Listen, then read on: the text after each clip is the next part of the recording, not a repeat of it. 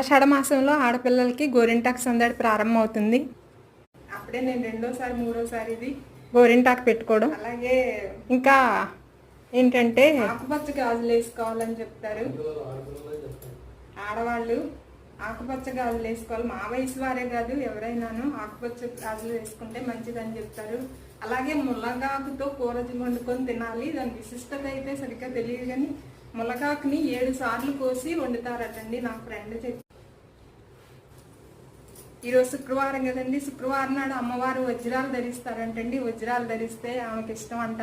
నాకు వజ్రాలు అయితే లేవు కానీ వజ్రాలను పోలిన ఈ నెక్లెస్ ఉంది, ఇది వేసుకున్నాను అనమాట. ఇదే చాలా హ్యాపీగా అనిపిస్తుంది నాకు.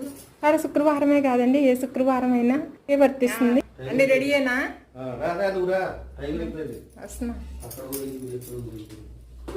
స్టార్ట్ అయిపోయి ఉంటుంది అంటారా హోమం?